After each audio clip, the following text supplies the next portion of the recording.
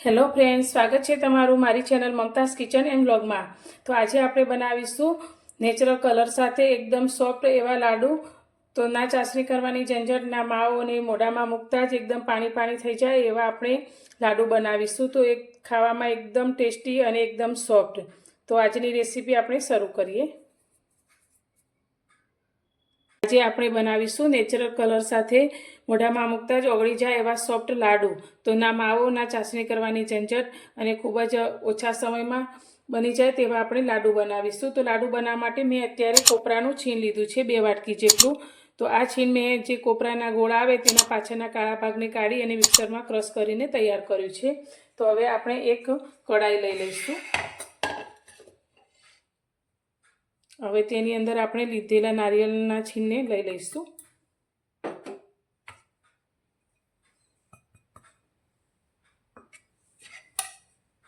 હવે તેની અંદર આપણે અત્યારે 2 ચમચી જેટલું ઘી રેડીશું। તો ઘી લેવાથી નારિયેળના જે લાડુ બનશે તેનો ટેસ્ટ ખૂબ જ સરસ આવે છે। તો આપણે બહુ વધારે ઘીની જરૂર નથી, ફક્ત 2 ચમચી જેટલું જ આપણે ઘી લઈશું અને ઘીને નારિયેળના છીણ સાથે સારી રીતે મિક્સ કરી લઈશું। તો અત્યારે આપણે કઢાઈને ગેસ પર નથી રાખી, પણ આ રીતે નીચે તેને રાખી અને ઘી સાથે મિક્સ કરીશું।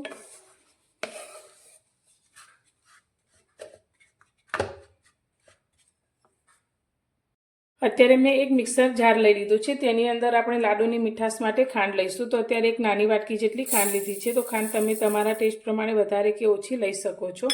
હવે તેની સાથે મેં અત્યારે 6-7 જેવા કાજુ લીધા છે, તે અંદર એડ કરીશું। જો તમારે કાજુ ના લેવાય તો બદામ પણ લઈ શકો છો, અને બંને વસ્તુ ના લેવી હોય તો તેને સ્કીપ કરીને પણ આ લાડુ બનાવી શકો છો। હવે પીસી અને તેનો પાવડર તૈયાર કરીશું। તો ખાંડ સાથે આપણે કાજુને પીસ્યા તો એકદમ સરસ એવો પાવડર થઈ ગયો છે। તો કાજુ લેવાથી લાડુનો ટેસ્ટ ખૂબ જ સરસ આવે છે, ના લેવાય તો તમે સ્કીપ કરી શકો છો। હવે તેને આપણે થોડીવાર માટે સાઈડમાં મૂકીશું। હવે આપણે નારિયેળના છીણની કઢાઈને ગેસ પર લઈ લીધી છે અને ગેસની ફ્લેમ અત્યારે એકદમ ધીમી રાખી અને હવે આપણે આ છીણને 2 થી 3 મિનિટ માટે આ રીતે શેકીશું, જેથી અંદરથી તેલ રિલીઝ થશે અને એકદમ સરસ એવી સુગંધ આવશે। તો તેનો કલર જરા પણ બદલાય નહીં તે રીતે આપણે તેને ધીમા ગેસ પર શેકવાનું છે।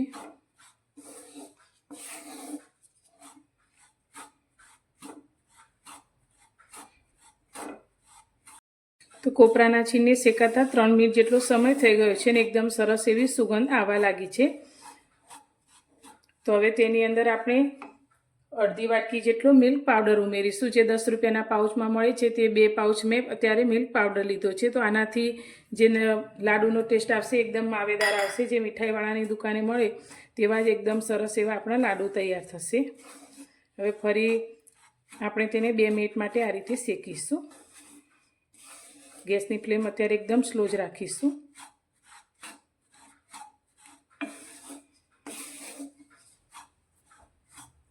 ફરી આપણે 2 મિનિટ બધું જ સારી રીતે શેકી લીધું છે। તો અત્યારે મેં એક નાની વાટકી જેટલું દૂધ લીધું છે, જેને પહેલાંથી ગરમ કરી અને ઠંડુ કરી લીધું છે, જે થોડું મલાઈ સાથે લીધું છે, તે આપણે અંદર લઈ લઈશું અને 2 ચમચી જેટલું દૂધ આપણે બાકી રાખીશું, જેનો ઉપયોગ આપણે પાછળથી કરીશું। હવે દૂધને પણ સારી રીતે મિક્સ કરી અને ફરી આપણે 2 મિનિટ જેવું બધું જ સારી રીતે શેકીશું।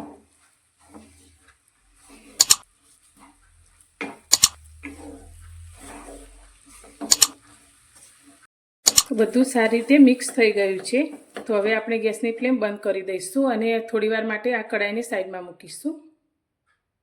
હવે આપણે જેમાં ખાંડ પીસી હતી તે મિક્સર જાર ફરી લઈ લઈશું। હવે આપણે લાડુને કુદરતી ગુલાબી કલર આપવા માટે અત્યારે મેં બીટનો એક નાનો ટુકડો લીધો છે, તેને આ રીતે આપણે થોડુંક નાના ટુકડામાં કટ કરી લઈશું અને જે દૂધ આપણે 2 ચમચી રાખ્યું હતું તે દૂધ અંદર લઈ લઈશું અને તેને આપણે મિક્સરમાં એકવાર ક્રશ કરી લઈશું। તો બીટને આપણે થોડા દૂધ સાથે પીસી લીધું છે। તો હવે તેને આપણે ગાળી લઈશું। તો અત્યારે મેં ચા ગળવાની ગળણી લીધી છે, તે વાટકી ઉપર મૂકી અને તેમાં આપણે આ બીટનો રસ લઈ લઈશું।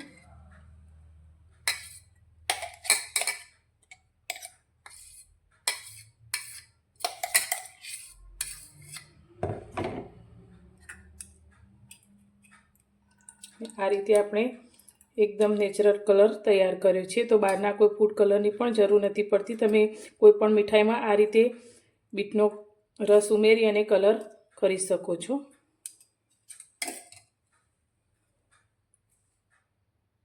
કઢાઈને આપણે ગેસ પર રાખી લીધી છે અને એકદમ સ્લો ગેસ રાખ્યો છે. તો હવે આપણે જે નેચરલ કલર દૂધ સાથે તૈયાર કર્યો છે તે 2 ચમચી જેટલો આપણે અંદર લઈશું. તો કલર બહુ વધારે પડતો આપણે નથી લેવાનો, પણ આ રીતે આપણા લાડુનો કલર ગુલાબી થાય તેટલો જ આપણે અંદર ઉમેરવાનો છે.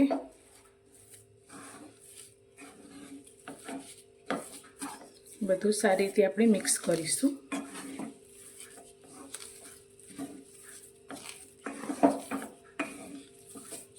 તો તમે જોઈ શકો છો એકદમ સરસ એવો ગુલાબી કલર લાડુ માટે થઈ ગયો છે. હવે આપણે જે ખાંડ અને કાજુને પીસીને રાખ્યા છે તે 1 વાટકી જેટલું અંદર લઈ લઈશું અને બધું સારી રીતે આપણે મિક્સ કરીશું. લાડુના મિશ્રણને મેં આ રીતે એક મોટી પ્લેટમાં લઈ લીધું છે અને આ રીતે થોડું ઠંડુ થાય તે રીતે આપણે થોડું ફેલાવી લઈશું. અત્યારે લાડુની ફ્લેવર માટે મેં ઇલાયચીનો પાવડર લીધો છે, તે ઉપર લઈ લઈશું. તમે રોઝ વોટર પણ લઈ શકો છો. બધું સારી રીતે મિક્સ કરીશું અને હાથથી અડી શકાય તેટલું ઠંડુ કરીશું.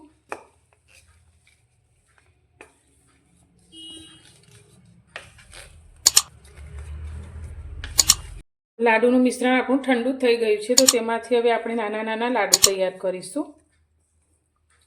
તમારે જે સાઈઝના લાડુ કરવા હોય તે પ્રમાણે તમે કરી શકો છો. તો અત્યારે આપણે આ રીતે લાડુ વાળીશું. તો તમે જોઈ શકો છો આપણે 2 ચમચી ઘી લીધું, તે ઘી પણ ઘણું બધું રિલીઝ થયું છે. તો આ રીતે આપણે ગોળ નાના નાના લાડુ તૈયાર કરીશું અને આ રીતે જે છીણ લીધું છે કોપરાનું તેમાં ડીપ કરીશું, જેથી તેનો લુક એકદમ સરસ આવશે. આ રીતે બધા લાડુ આપણે એક સાઈઝના તૈયાર કરી લઈશું.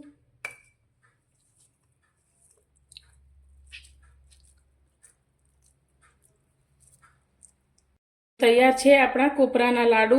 તો એકદમ સરસ સોફ્ટ એવા લાડુ આપણા તૈયાર થયા છે. મોઢામાં મૂકતા જ પાણી પાણી થઈ જાય એવા અને ખાવામાં એટલા બધા ટેસ્ટી કે તમે વારંવાર બનાવશો. તો તમને મારી આજની આ રેસીપી કેવી લાગી તે મને કોમેન્ટમાં જરૂરથી જણાવજો.